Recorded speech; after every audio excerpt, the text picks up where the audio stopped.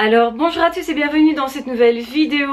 Aujourd'hui nous allons parler du pourquoi on fréquente certaines personnes et pourquoi on ne fréquente pas d'autres personnes. Donc j'ai 10 critères vraiment élémentaires qui vont faire qu'on va pas fréquenter certaines personnes.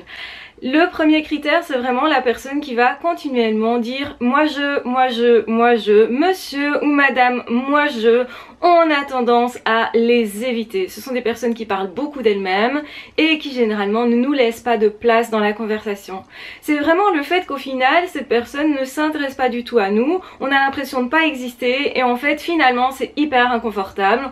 On va attendre que la conversation se termine, mais généralement on va pas refixer un rendez-vous. Et ça peut être en amour ou en amitié. C'est vraiment quelque chose qui est très dérangeant et même au niveau professionnel, quelqu'un qui essaye continuellement de se mettre en avant mais qui ne s'intéressera jamais à ce que vous voulez faire, vous professionnellement par exemple. Donc que ce soit pour collaborer avec quelqu'un, que ce soit pour établir un lien d'amitié ou même juste converser, eh bien en réalité aussi en amour, on n'aime pas les personnes tellement centrées sur elles que finalement elles en oublient d'être généreuses, elles en oublient d'écouter, elles en oublient en réalité de nous donner une place. Et nous on ne sait pas la prendre dans ce cas-là parce qu'en fait ça nous intéresse simplement plus. Donc notre intérêt il s'en va comme par magie. Donc ça peut être une très belle personne, ça peut être quelqu'un qui effectivement a beaucoup à partager,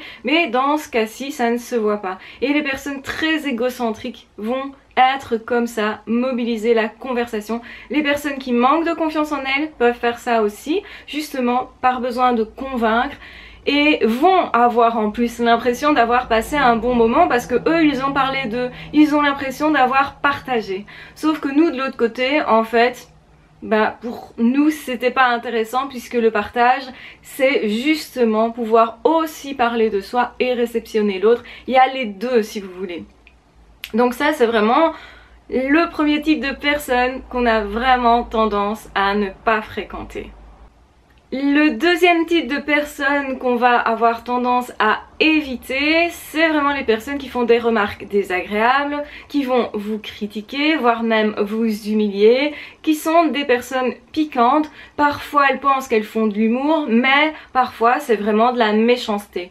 Et quand on détecte que c'est de la méchanceté, on va avoir tendance vraiment à éviter les personnes donc qui critiquent, qui font des remarques continuellement sur ce qu'on est en train de faire, comme quoi ce ne serait pas assez bien ou comme quoi c'est pas comme ça qu'il faut faire. Donc finalement à un moment donné on en a marre et on se dit pour qui se prend cette personne, pourquoi cette personne juge ce que je suis en train de faire, pourquoi cette personne a toujours quelque chose à dire et ne me laisse pas libre. On aime être libre dans les relations.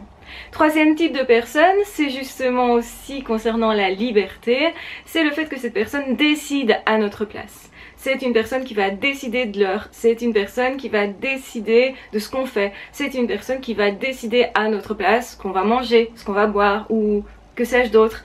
Donc c'est hyper dérangeant parce qu'à nouveau on ne nous donne pas notre place, parce que à nouveau cette personne pense qu'elle sait mieux que nous. C'est aussi quelqu'un qui va nous dire ah toi tu vis comme ça ou toi t'es comme ça, alors que pas du tout, et on ne se sent pas du tout en cohérence avec ça, ou toi dans ton jardin t'as ceci et c'est pour ça que je vais venir chez toi. Donc c'est aussi vraiment très dérangeant. Donc c'est une personne qu'on n'a pas envie de fréquenter généralement.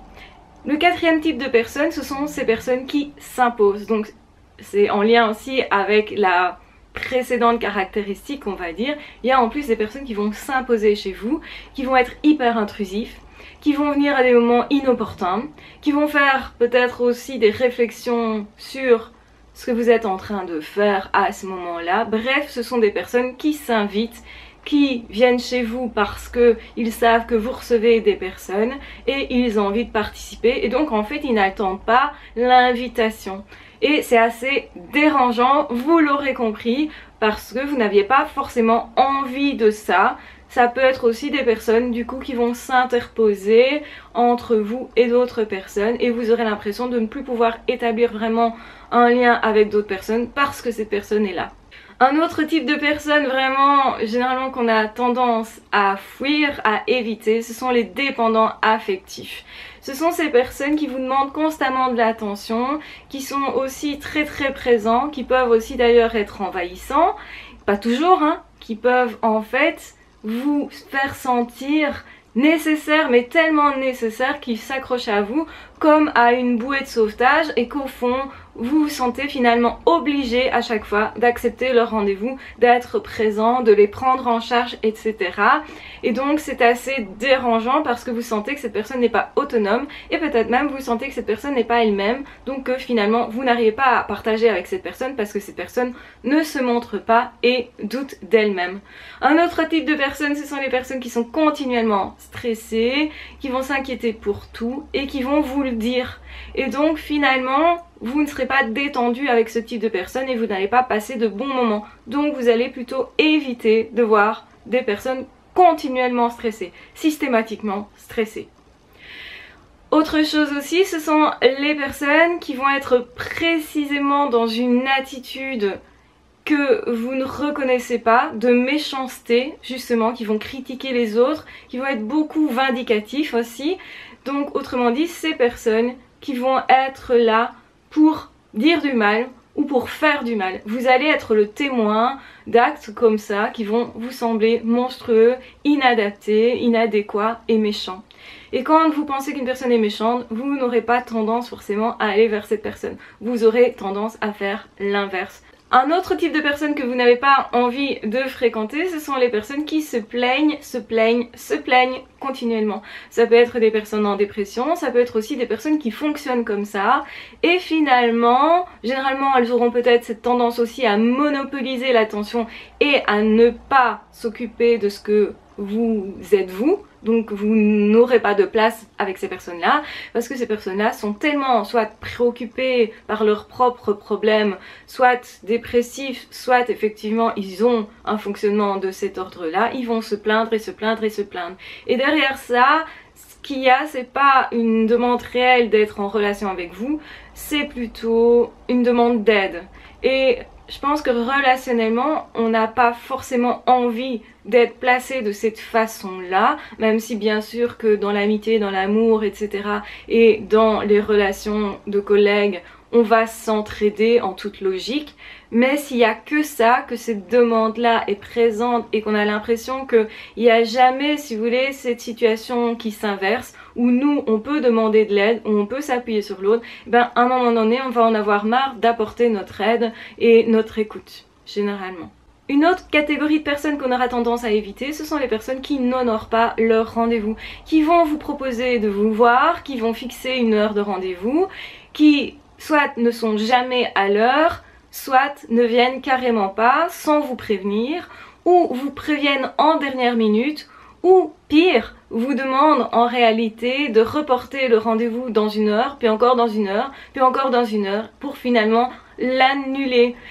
Ou pour finalement le décaler à une heure où vous n'êtes plus disponible en réalité, où ça vous ennuie de devoir accepter ce rendez-vous-là. Parce que comme vous étiez engagé à venir à ce rendez-vous-là, mais si la personne décale, au lieu que ça soit le matin, c'est le soir, et le soir, vous savez que vous devez être rentré assez tôt, vous allez être dans un inconfort. Donc ce sont des personnes, quand elles font ça, parfois elles se rendent pas compte, mais c'est quand même de l'irrespect.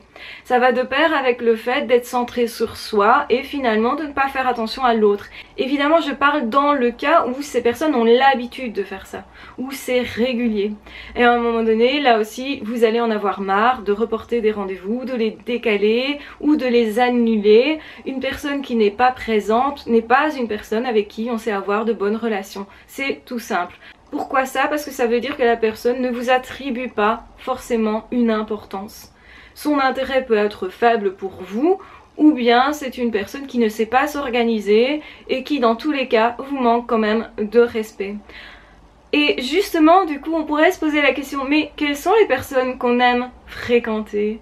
On peut aussi se poser la question, mais comment moi je dois être pour avoir plus d'amis, pour justement avoir plus de chances de rencontrer quelqu'un en amour, ou pour avoir de chouettes collaborateurs au travail? Eh bien, les personnes que nous préférons généralement, ce sont les personnes qui vont nous laisser libres de nos choix. Ce sont les personnes qui vont être ouvertes à nous et nous laisser une place. Les personnes qui vont d'ailleurs écouter nos besoins et s'adapter parfois en fonction. Ce sont aussi les personnes sur lesquelles nous pourrons compter, qui vont avoir du coup de l'empathie. Ce sont les personnes aussi qui vont se montrer bienveillantes, qui vont être plutôt tolérantes, plutôt généreuses. Donc ce sont des personnes qui vont nous faire de temps en temps des cadeaux, qui d'une façon ou d'une autre ne profitent pas de nous. Au contraire, on se sent écouté, ils honorent justement leur rendez-vous, ils sont vraiment là quand on compte sur eux. Ce sont des personnes fiables.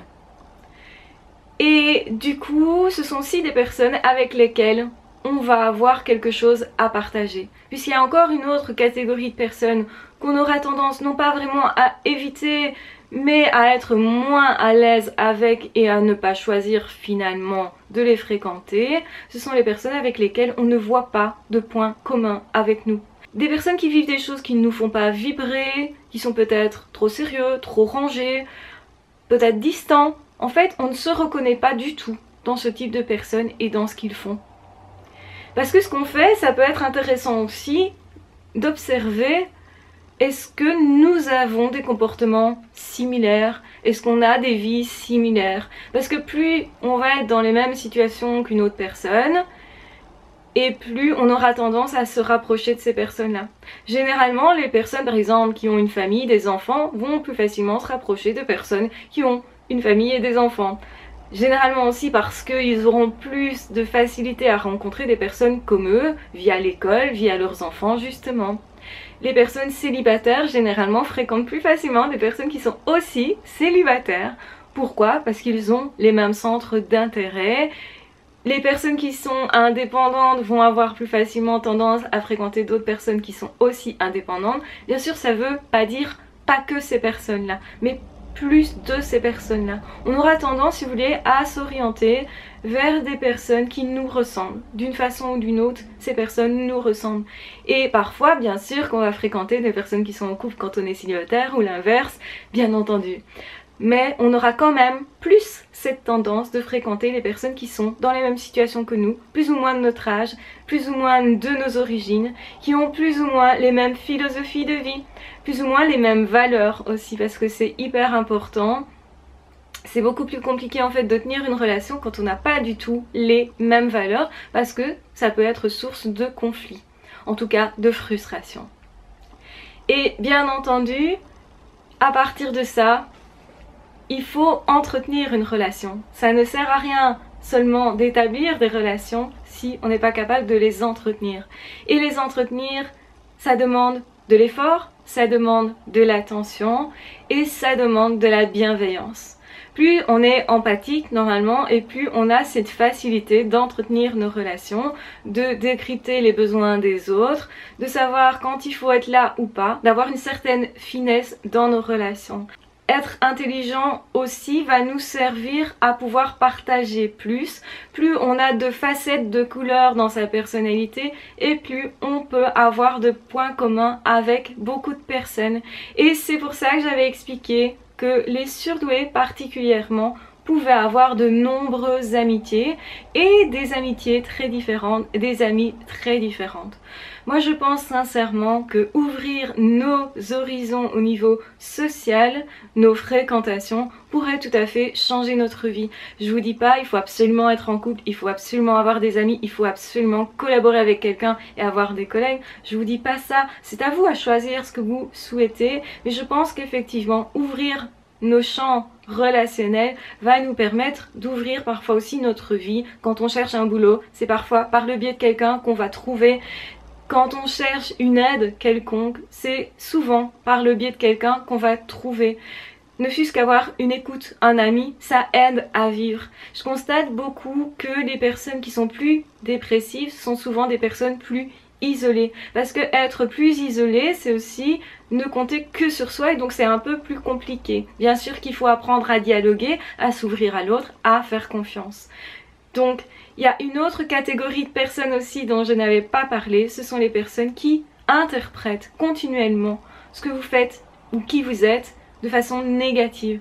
Donc va vous donner de mauvaises intentions. Et ça c'est quelque chose qu'on n'aime pas. On aime bien en fait d'être vu à notre juste valeur. Et nous généralement on se voit comme une bonne personne. En tout cas quand on a une estime de soi, quand on va bien moralement parlant, eh bien généralement on s'attend à ce que l'autre nous accueille et nous perçoive comme une bonne personne. Si une personne en face de nous nous dit « Ah toi t'es plutôt égoïste, égocentrique, etc. » Donc on aura tendance à se méfier et on va dire mais pourquoi ces personnes m'attribuent des défauts ou des intentions négatives. C'est assez surprenant justement.